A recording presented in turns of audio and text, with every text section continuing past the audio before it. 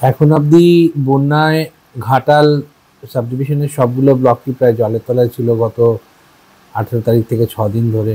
এবং আমাদের খন্ডরুই এবং ডেবরা এবং কেশপুর ব্লক, এই 8টা ব্লক ছাড়াও ঘাটাল মিউনিসিপ্যালিটির বিস্তীর্ণ অঞ্চল জলের তলায় ছিল। সেখানে জলে বন্যা হলে আপনারা জানেন যে সাপের উপদ্রব হয় এবং সর্পদংশনে এখন অবধি প্রায় 153 জন আমাদের মেদিনীপুর জেলায় আক্রান্ত হয়েছেন এই সময়কালে।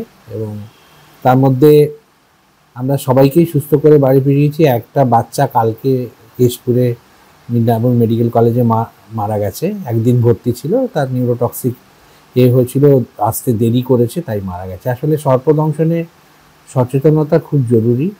এই সময়ে সঠিকভাবে আশা দিদিরা, পুলিশ এবং এনডিআরএফ, এসডিআরএফ এবং জেনারেল প্রশাসন সবাই মিলে উদ্ধার করে হসপিটালে এনে পর্যাপ্ত এভিএস সহযোগে চিকিৎসা করা গেছে। এটা একটা বড় জিনিস এবং মানুষের মধ্যে এই সচেতনতা খুব জরুরি যে যত দেরি হবে, এক মিনিট দেরি করা মানে 1% চান্স অফ সার্ভাইভাল কমে যাওয়া।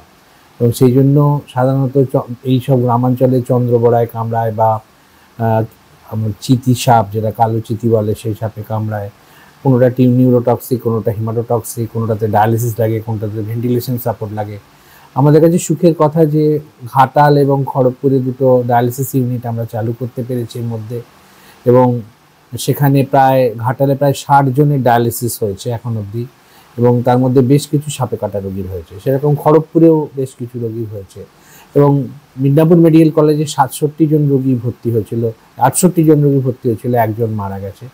তো আমার কথা হলো, এই এত সংখ্যক রোগীকে বন্যার সময়ে উদ্ধার করে আমরা যে দিতে পেরেছি, চিকিৎসা দিয়ে মানুষকে সুস্থ করে বাড়ি ফেরাতে পেরেছি, এটার জন্য আমি আমার পেরিফেরির সমস্ত স্টাফ, এনডিআরএফ, পুলিশ, এসডিআরএফ সহ জেনারেল প্রশাসনের সবাইকে ধন্যবাদ জানাই।